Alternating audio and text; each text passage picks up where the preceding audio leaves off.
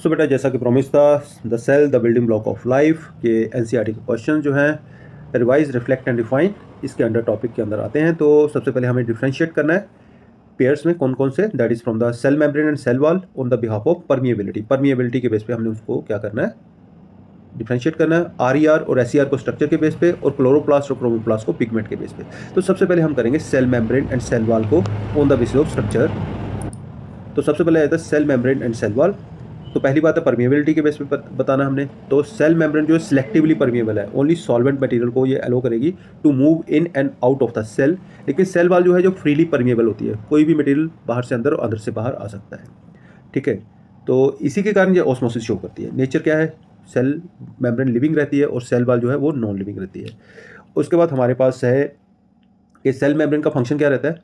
Cell membrane जो है ये एंट्री और एग्जिट ऑफ द सब्सटेंस को क्या करती है, कंट्रोल करती है। लेकिन सेल वॉल जो है ये क्या सपोर्ट प्रोवाइड करती है और प्रोटेक्शन प्रोवाइड करती है किसी भी सेल को।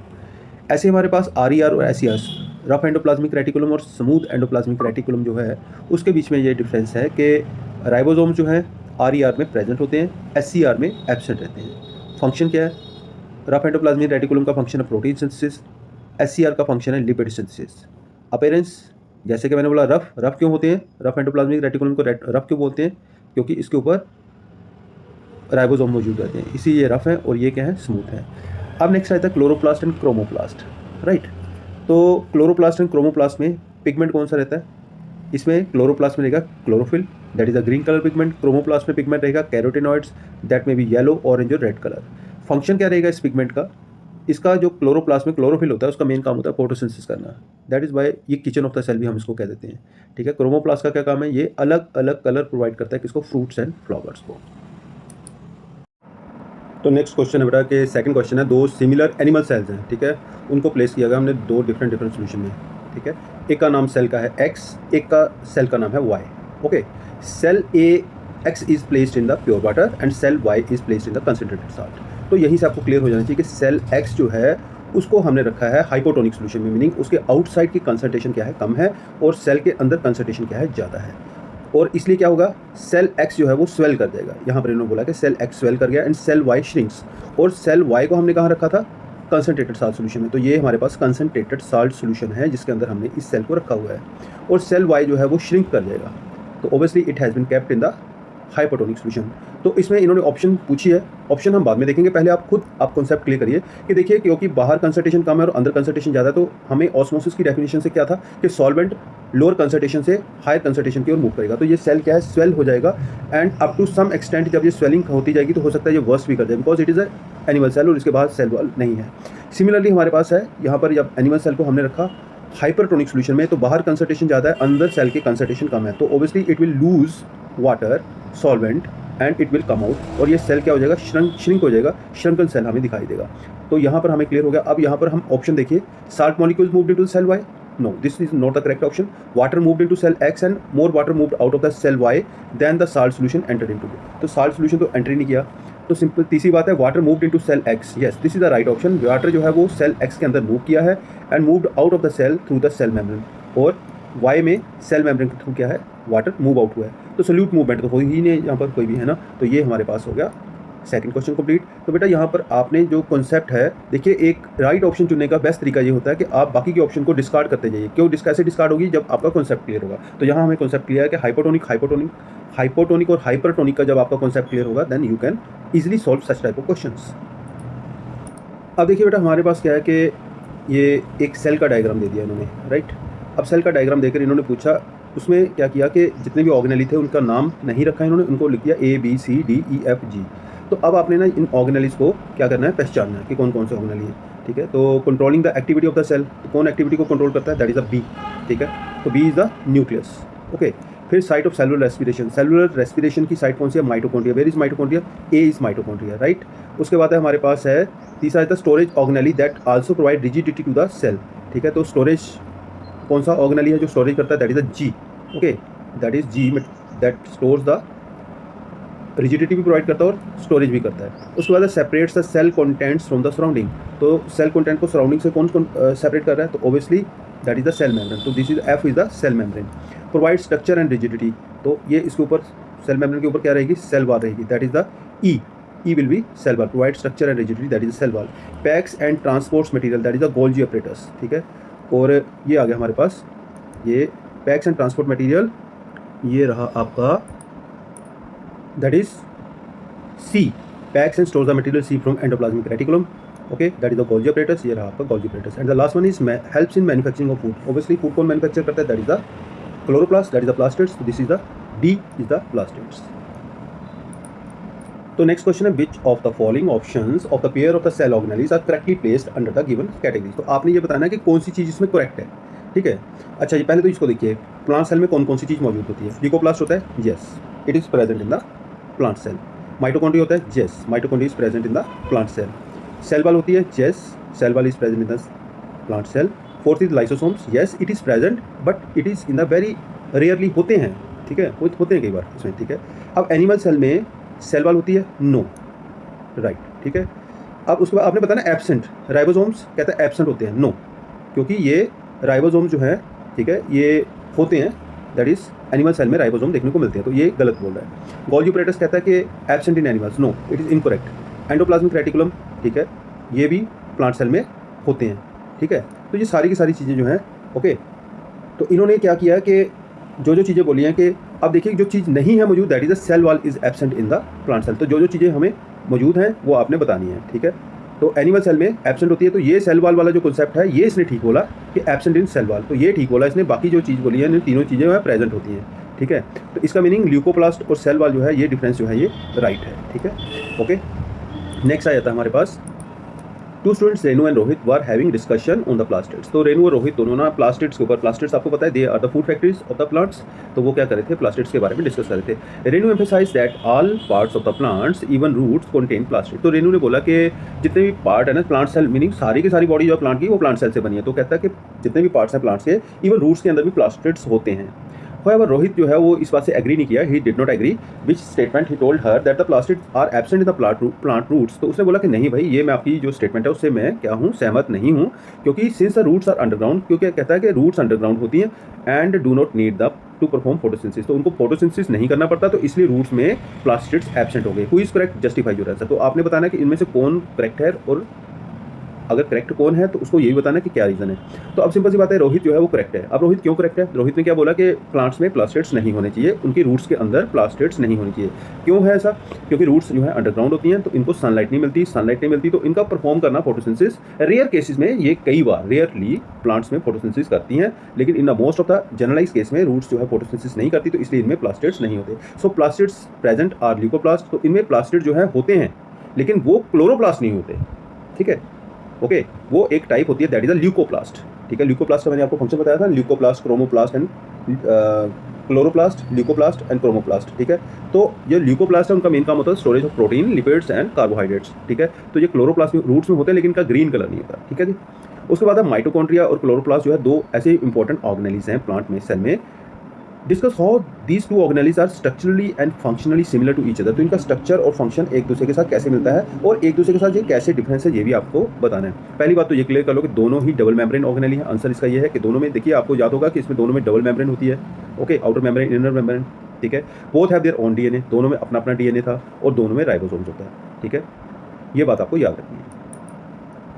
अब इसमें आपको ऑप्शन बतानी है, which of the following pair of the cell organelles contain DNA. तो इसमें से किसके पास डीएनए है अपना। क्लोरोप्लास्ट में होता है डीएनए, यस होता है। राइबोसोम्स में नहीं होता। माइटोकॉन्ड्रिया में होता है, यस होता है, लेकिन न्यूक्लियस में भी होता है अपना डीएनए, है ना। गोल्गी बॉडीज में होता है, नहीं होता। राइबोसोम्स में नहीं होता। न्यूक्लियस में होता है, यस होता है। लाइसोसोम्स में नहीं होता। तो इसका मीनिंग हमारे पास सिर्फ एक पेयर है, माइटोकॉन्ड्रिया और न्यूक्लियस, जिसमें दोनों में क्या होता है, डीएनए मौजूद है। तो ये रहा हमारा माइटोकॉन्ड्रिया, इसका अपना डीएनए है, और न्यूक्लियस में भी डीएनए होता है। ये तो आपको क्लियर ही है, okay. Next, a researcher carried out an experiment in which she took 2 carrots of similar size, एक जैसे साइज की 2 कैरेट्स ले ली गई। She placed 1 carrot in the plain water, एक को सिंपल पानी में, obviously कौन सा सोल्यूशन था, हाइपोटोनिक सोल्यूशन में डाल दिया। And other carrot in concentrated salt solution, तो दूसरे में थोड़ा सा साल्ट डालकर, ये देखो ये थोड़ा सा बिल्कुल क्लियर है, थोड़ा सा धुंधला है क्योंकि इसमें साल्ट डाल रखा है, और इसको 24 आवर्स के लिए इन्होंने क्या किया, डूबा रहने दिया, okay. What after 24 hours she recorded her observation, तो उन्होंने ऑब्जर्व क्या किया 24 आवर्स के बाद। But hypothesis she want to test through this experiment, तो कौन सी बात है, कौन सी लॉ है, कौन सा हाइपोथेसिस, परिकल्पना है जिसको वो ये प्रूव करना चाहती है कि ये जो है एक्सपेरिमेंट से क्या सिद्ध करना चाहती है, but would you suggest for the improvement of this experiment. तो आप इस एक्सपेरिमेंट को इम्प्रूव करने के लिए क्या सजेशन दोगे। Why does a carrot in the plain water stay stiff crunchy but the carrot in the concentrated salt solution becomes rubbery and limp. तो जो सिंपल वाटर में रखी थी ना वो तो स्टिफ रहेगी और क्रंची भी रहेगी थोड़ी, है ना, करारी सी रहेगी, ठीक है। उसको आराम से उसमें क्रच क्रच की आवाज़ आएगी जब आप उसको खाओगे जहाँ, ठीक है, उसको तोड़ने की कोशिश करोगे, ठीक है, क्रंची रहेगी वो, ठीक है। और लेकिन जो दूसरे वाली है ना ये क्रंची नहीं रहेगी, ये रबड़ जैसी हो जाएगी, है ना, ढीली ढाली सी और लिम्प हो जाएगी। तो ऐसा क्या कारण है। पहली बात तो हाइपोथेसिस क्या है कि ये क्या प्रूव करना चाहती है, water moves due to osmosis. तो ये हम प्रूव करेंगे जहाँ पर, वो ये प्रूव करना चाहती है कि वाटर जो है वो move in and move out करता है जब हम किसी भी सोल्यूशन के अंदर कोई सेल्स रखते हैं। Obviously carrots are also cell, ठीक है। तो उसके बाद एक्सपेक्टेड मूवमेंट क्या होगी, वाटर जो है डाइल्यूट सोल्यूशन से कंसनट्रेटेड सोल्यूशन की ओर मूव करना चाहिए। मीनिंग वाटर यहाँ पर जो है, क्योंकि जो हमारे पास गाजर है, ठीक है ना, इसके अंदर को मूव करेगा। अगर हम इसको सिंपल वाटर के अंदर रखें, हाइपोटोनिक सोल्यूशन रखेंगे तो water will move into the this carrot and so this will remain crunchy, ठीक है, और इंटैक्ट रहेगी, ओके, और स्टिफ रहेगी थोड़ी सी। लेकिन जब हमने साल्ट सोल्यूशन के अंदर रख रखी होगी ना तो इसमें से क्या होगा, water will move out because outside the concentration is more due to osmosis. Water moves from the carrot से बाहर की ओर वाटर मूव करेगा, ओके। तो why the carrot become limp, अब आपको जवाब मिल गया होगा, water moves out, cells lose turgidity, तो वाटर इसमें से बाहर आया तो सेल की टर्जिडिटी जो है वो लूज हो गई, तो कैरेट जो है वो सॉफ्ट होगी, सिंपल सी बात है, ठीक है। तो यहाँ पर आपका कौन सा कॉन्सेप्ट लगा, यहाँ पर एंडोस्मोसिस हुआ और यहाँ पर एक्सोस्मोसिस हुआ, राइट। ये कॉन्सेप्ट आपको याद रखना है। अगर आप सिंपली बोलते हो here endosmosis is taking place and here the exosmosis is taking place, तभी आपका आंसर ठीक रहेगा। नेक्स्ट क्वेश्चन है बेटा, इंडिकेट द प्रेजेंस और absence of the following structures in the bacterial and animal cell. तो बैक्टीरियल और एनिमल सेल जो है ना उसमें हमने बताना है क्रोमोसोम होता है, न्यूक्लियस होता है, माइटोकॉन्ड्रिया होता है, गोल्गी कॉम्प्लेक्स होता है, क्रोमोप्लास्ट होता है। तो जो है चीज़ें हैं वहाँ पर हमने टिक करना है, जो नहीं है उसको हमने क्रॉस कर देना है। तो क्रोमोसोम होता है बैक्टीरियल सेल में, यस होता है। एनिमल सेल में होता है, यस होता है। न्यूक्लियस होता है, नो। बैक्टीरियल सेल जो है ये प्रोकैरियोट है तो इसलिए इसमें ट्रू न्यूक्लियस नहीं होगा। Animal cell is a eukaryote cell, so यहाँ पर न्यूक्लियस होगा। माइटोकॉन्ड्रिया होता है बैक्टीरियल सेल में, नो, ओके। एनिमल सेल में होता है, यस। गोल्गी कॉम्प्लेक्स होता है, नो, क्योंकि ये जो बैक्टीरिया है ना ये प्रोकैरियोट है ना, प्रोकैरियोट में मोस्ट ऑफ द ऑर्गेनेल्स जो है वो क्या होते हैं, एब्सेंट होते हैं, okay. Golgi complex animal cell में होगा, यस। क्लोरोप्लास्ट बैक्टीरियल सेल में होगा, नो। एनिमल सेल में होगा, नो। तो अब ये कंपैरिजन आपने इसको याद रखना है। अब देखो बेटा, ये 10th क्वेश्चन जो है ना, carry out the following experiment. तो ये बेटा बेस्ड है, हमने एक्टिविटी की थी ना एक पोटैटो वाली, एंडोस्मोसिस एक्सोस्मोसिस वाली, सेम है। आपको पोटैटो जो है वो लेने हैं, ठीक है, उनमें कैविटी बनानी है। ये देखिए यहाँ पर बता रखा है A B C D, है ना। एक उसमें से आपने लेना बॉइल्ड पोटैटो, ठीक है। एक में इसमें भी कैविटी बनानी है। कैविटी कैसे, मीनिंग आपको मैंने बताया हुआ है, उसको वीडियो को देखिएगा, ठीक है, आपको क्लियर हो जाएगा। तो इसके अंदर चाकू से थोड़ा सा खोद के ना इसके अंदर कैविटी बना देनी है, ये नहीं कि आर पार कर देना इसको, तो थोड़ी सी इसके अंदर कैविटी बना देनी है। तीनों के अंदर 1 2 3 एंड 4 चारों के अंदर कैविटी बना दो। अब इसमें क्या है कि जो कप ए है ना उसमें आपने कुछ नहीं डालना, उसको डिस्टिल्ड वाटर के अंदर रख देना, ऐसे ही छोड़ देना, बीकर में डाल के छोड़ देना। लेकिन जो कप बी और सी है ना उसके अंदर क्या करना आपने, जो उसकी कैविटी बना रखी है ना, तो कप सी में आपने रख देनी है थोड़ा सा साल्ट। अब क्या होगा कि आप देखोगे कप बी और सी जो होगा ना उसके अंदर पानी भर जाएगा, ओके। लेकिन कप ए में कोई पानी नहीं भरेगा और जो कप डी है उसमें पानी नहीं भरेगा। अब इसमें इन्होंने पूछा है, क्वेश्चन पूछा है, explain why water gathers in the hole और portion the cup B and C. तो कप बी में हमने रखी थी शुगर और कप सी में रखी थी हमने साल्ट, ठीक है। तो इन दोनों में पानी क्यों भरा, that is due to the osmosis, that is endosmosis, ठीक है। एंडोस्मोसिस हुआ यहाँ पर तो पानी एब्जॉर्ब हो गया जहाँ पर, तो इसलिए यहाँ पर इसमें पानी भर गया। तो why is cup A necessary for the experiment, cup A इसलिए क्योंकि ये कंट्रोल्ड एक्सपेरिमेंट बता रहा है कि इसको एक साथ हमें कंपैरिजन करना है, कंट्रोल्ड कंडीशन दी, हमने इसको डिस्टिल्ड वाटर में रखा है, इसमें पानी नहीं भरेगा, ठीक है। तीसरा है why no water in the boiled potato. तो बॉइल्ड पोटैटो के अंदर ना तो पानी भरेगा इसके अंदर, ठीक है। क्यों नहीं भरेगा पानी इसके अंदर, क्योंकि इससे क्या है, सेल मेम्ब्रेन जो है ऑलरेडी बॉइलिंग से डिस्ट्रॉय हो चुकी है। तो जब सेल लिविंग थी उसको आपने नॉन लिविंग बना दिया, ठीक है, तो वहाँ पर क्या है, there would be no osmosis, right. अब बेटा इसमें incorrect, identify the pair that incorrectly matches the cell organelle with its function. तो राइबोसोम्स का क्या काम होता है, that is the protein synthesis, बिल्कुल ठीक है। SCR lipid and cellulose synthesis. Smooth endoplasmic reticulum का काम होता है लिपिड एंड सेलुलोज सिंथेसिस, ऐसा नहीं है। लाइसोसोम जो है digestion of the foreign agents करता है, बिल्कुल ठीक है। लेकिन SCR का जो सिर्फ काम है लिपिड एंड सेलुलोज सिंथेसिस जो है ये गलत है, क्योंकि स्मूथ एंडोप्लाज्मिक रेटिकुलम जो है वो क्या बनाता है, सिर्फ और सिर्फ लिपिड बनाता है, सेलुलोज नहीं बनाता, ठीक है। तो ये जो है ये वाली ऑप्शन जो है हमारी गलत रहेगी, लेकिन इसमें से आधी ऑप्शन जो है हमारी ठीक है, दैट इज SCR लिपिड तो बनाता है लेकिन सेलुलोज नहीं बनाता। But outcome do you expect if all the mitochondria are remove from the eukaryotic cell. आपको पता है कि यूकैरियोटिक सेल में जितने भी इंपॉर्टेंट ऑर्गेनेल्स हैं वो होते हैं, लेकिन कहता है कि अगर मान लो हम वहाँ से माइटोकॉन्ड्रिया रिमूव करें, mitochondria is called the power house of the cell, ठीक है। तो वहाँ पर ATP बनते हैं ग्लूकोज से। तो सिंपल सी बात है, अगर माइटोकॉन्ड्रिया नहीं होगा तो कोई ATP प्रोडक्शन नहीं होगी। जब ATP प्रोडक्शन नहीं होगी, सेल कैनॉट परफॉर्म एक्टिविटीज, तो सेल कोई भी एक्टिविटी नहीं कर पाएगा और ultimately the cell will die.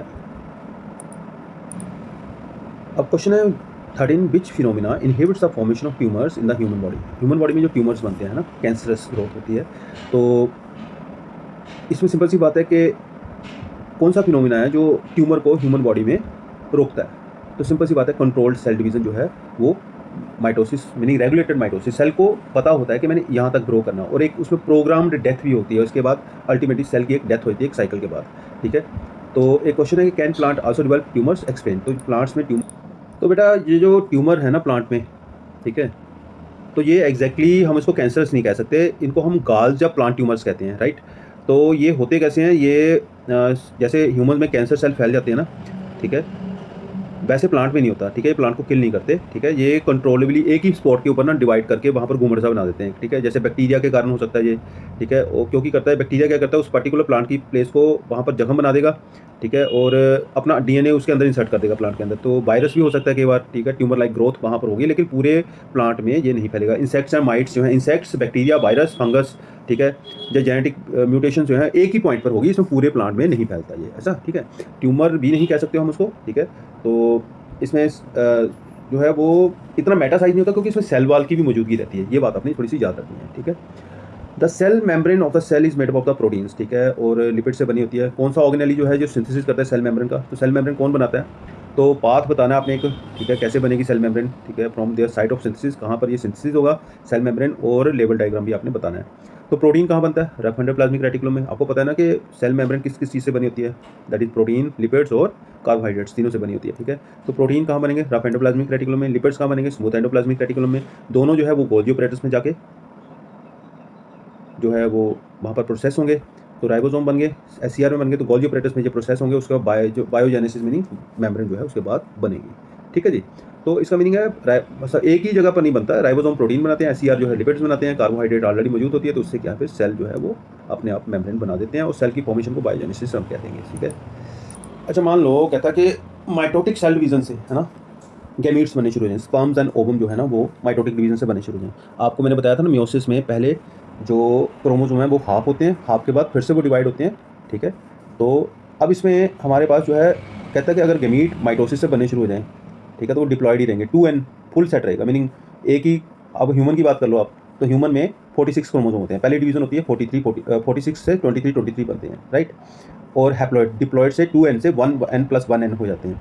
और मान लो कि अगर ये डिवाइड ना हो, 46 से 23 ना बने, तो फिर क्या हो जाएगा, क्रोमोसोम डबल हो जाएंगे।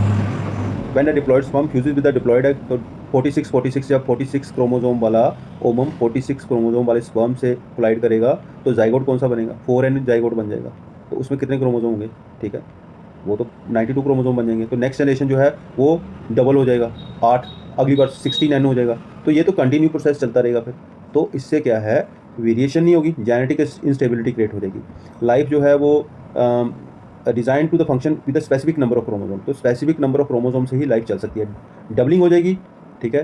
तो उससे क्या है कि सेवियर जेनेटिक एबनॉर्मेलिटीज़, आपको पता होगा कि हमारी ही ह्यूमंस में कुछ जो चिल्ड्रन है एबनॉर्मल होते हैं। उनका कारण क्या है कि एक क्रोमोसोम कहीं से थोड़ा बहुत जो है उसमें गड़बड़ हो जाए, ठीक है, तो उससे ह्यूमन जो है या कोई भी एनिमल जो है वो एबनॉर्मल कैरेक्टरिस्टिक से पैदा होता है, राइट।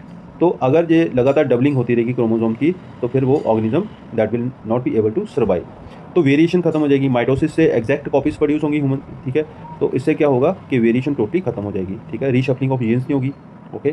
तो there will be no genetic variation, यानी कि आनुवंशिक विविधता हमें वहाँ पर देखने को नहीं मिलेगी, ओके। और इससे क्या है, एवोल्यूशन भी नहीं होगा और एडेप्टेशन भी नहीं होगी। सो इसलिए meiosis is must for formation of gametes. पहली बार 46 क्रोमोसोम का मीनिंग 2n का बनेगा 1n, फिर 1n की डबलिंग हो जाएगी, ठीक है। अब देखो बेटा, एक ये पैराग्राफ है, ठीक है, ये हमारा जो है वैल्यू बेस्ड क्वेश्चन भी आप बन गया हमारा, ठीक है। तो इसमें क्या है कि एक पैराग्राफ के अकॉर्डिंगली क्या है, एक साइंटिस्ट है, सॉरी एक फार्मर है, दीपा है उसका नाम, ठीक है। तो उसने क्या है कि आंवला की जो है ना और लेमन जो हैं वो अपने उसने उगा रखे हैं खेतों में, ठीक है, ज़मीन पर। तो उससे क्या है कि जब वो उसको बेचने जाती है तो 75% जो है फसल ख़राब हो जाती है, क्योंकि उसको स्टोर नहीं कर पाती वो, ठीक है, और नुकसान बहुत होता है। तो उसने एक फिर साइंटिफिक रीज़न ये अपनाया कि उसने आंवला और लेमन्स को क्या किया, उसके पिकल्स और शरबत बनाने शुरू कर दिए, और एक्सेस में उसने मुरब्बे बनाए, शरबत बनाए, ठीक है, साल्ट शुगर यूज़ किया या गुड़ यूज़ किया। और इससे क्या था कि पोस्ट हार्वेस्ट जो कह सकते हो कि जो वेस्टेज हो रही थी ना आंवला और नींबू की, वो ख़त्म हो गई। अब इसमें उसने पूछा कि जो उसके फार्मिंग से एग्रो प्रोसेसिंग की ओर जो मूव किया है, अब उसके बेस पे ना उसने जो है कुछ क्वेश्चंस आपसे पूछे हैं। Which scientific concept has the farmer applied in the preservation of the farm products. तो दीपा जो साइंटिस्ट है, सॉरी फार्मर है, उसने कौन सा जो है प्रिजर्वेशन का वे अपनाया। तो हाई कंसंट्रेशन साल्ट और शुगर की जो है ऐसी कौन सी एनवायरनमेंट क्रिएट करेगी जिससे बैक्टीरिया और फंगस जो है वो ग्रो नहीं करेंगे। एक हेल्दी रेसिपी बतानी है आपने फूड प्रिजर्वेशन की। बट अदर साइंटिफिक वैल्यू, तो इसमें कौन सी साइंटिफिक वैल्यू जो है उसने की है। तो इसी से यहाँ हमारे पास सबसे पहले साइंटिफिक कॉन्सेप्ट कौन सा उन्होंने यूज़ किया। तो ये नींबू और जो भी आपने आंवला है ना, उसको अगर आप इसको यूज़ कर रहे हो ना, ठीक है, अचार या जैम बनाने के लिए, ठीक है, या आंवला कैंडी बनाने के लिए, तो she use the scientific concept that is osmosis. Because osmosis से क्या होगा, जब वो हायर साल्ट कंसनट्रेटेड सोल्यूशन में या शुगर सोल्यूशन में इनको डाल देगी, तो उससे क्या होगा, outer medium would be hypotonic, और इससे क्या है, इसमें से वाटर विल मूव आउट। और एक चीज़ याद रखिए, जब भी किसी चीज़ से वाटर मूव आउट हो जाता है तो उसकी ख़राब होने की जो टेंडेंसी है वो उतनी ही कम हो जाती है, क्योंकि जिसका वाटर कंटेंट जितना ज़्यादा रहेगा उतना ही जल्दी ख़राब हो सकती थी। तो हेल्दी प्रैक्टिस कौन सी होगी, ट्रेडिशनल प्रिजर्वेशन मेथड हम इसके लिए यूज़ करेंगे, ठीक है। तो अब इसमें आपने देखा होगा कि घरों में एक सिंपल रेसिपी है, तो आप इसको सिंपली नमक लगाकर छोड़ दो किसी चीज़ को, ठीक है। तो इसमें पानी वाला अचार भी आपने देखा होगा, हेल्दी अचार जो है, ठीक है, प्रोबायोटिक जो हमारे पास आजकल अचार बन रहे हैं। तो साइंटिफिक वैल्यूज़ इसमें कौन कौन से उसने शो की, रिड्यूस वेस्ट, शेल्फ लाइफ बढ़ा रही है उसने, फूड सेफ्टी, ठीक है। और आप देख लीजिए इसमें और क्या है कि फाइनेंशियल भी उसने देखा और सस्टेनेबिलिटी भी देखी है ना, 3-4 पॉइंट्स आप इसमें लिख सकते हो। तो ये बड़ा ऐसे क्वेश्चन जो है ना वैल्यू बेस्ड, ये आपसे पूछे जा सकते हैं, ठीक है, थीम बेस्ड क्वेश्चन। तो ये भी एक आपका 4 नंबर का आएगा पेपर में। तो ये था हमारा एंड ऑफ द कॉन्सेप्ट। अब बेटा इसके साथ ना मैंने आपके लिए एक एनसीईआरटी में से ना क्वेश्चन निकाले हैं, 50 क्वेश्चन एमसीक्यू हैं, फिर उसमें ट्रू फॉल्स वगैरह सारा, ठीक है, सेशन रीजनिंग है। तो उसको आप फाइल को डाउनलोड कर सकते हो जाकर, कहाँ पर, तो जो सब जहाँ डिस्क्रिप्शन है ना, डिस्क्रिप्शन पोर्शन पर मैंने उसका लिंक दिया हुआ, तो उसके ऊपर आप क्लिक करोगे तो वहाँ पर आपको दिखाई दे जाएगा, राइट। तो बेटा ये रहेंगे आपके 50 एमसीक्यू, ठीक है, based on your book, NCERT book के बेस पे, ठीक है। तो ये आप यहाँ से डाउनलोड कर सकते हो, डिस्क्रिप्शन में मैंने दे रखा है। फिर उसके बाद आपके जो है 50 एमसीक्यू करने के बाद विल हैव ट्रू फॉल्स, तो यहाँ से कॉन्सेप्ट आपका स्ट्रॉन्ग हो जाएगा, ठीक है। और फिर फिलअप्स आएंगी आपकी 20, फिर असर्शन रीजनिंग क्वेश्चन आएंगे, और इनके आंसर भी मैंने नीचे दे रखे हैं। ये आ गए आपके एमसीक्यू, ये ट्रू फॉल्स आ गए, ये फिलअप्स आ गई आपकी, फिर असर्शन रीजनिंग आ गई आपकी, उसके आंसर आ गए, फिर 1 मार्क क्वेश्चन जो है छोटे छोटे मैंने बना रखे हैं, सो दैट आप इसमें से you can get the maximum benefit. Mitosis क्या है, मायोसिस क्या है, छोटे छोटे डिफरेंस हैं। तो अगर आप इसको थोड़ा लेंथी करना चाहते हो तो ये आपके अकॉर्डिंगली मैंने कॉन्सेप्ट आपको क्लियर करा दिया, ठीक है। तो 2 नंबर के भी इसमें क्वेश्चन आ जाएंगे, 5 मार्क्स क्वेश्चन भी मैंने कुछ दिए हुए हैं यहाँ पर। और जैसा कि हमने अभी डिस्कस किया था ना, कॉम्पिटेंसी बेस्ड क्वेश्चन लास्ट ऊपर एनसीईआरटी में, that was a competency based question, तो उसी के जैसे हमने जहाँ पर क्वेश्चन जो है वो मैंने बना रखे हैं, ठीक है। That is more than 15 question जो है लगभग है, तो इनके आंसर भी नीचे दिए हुए हैं। तो keep watching my channel, keep subscribing, keep telling others. Thank you, have a nice day. तो अपने फ्रेंड्स को जरूर बताइएगा मेरे चैनल के बारे में। Have a nice day, thank you.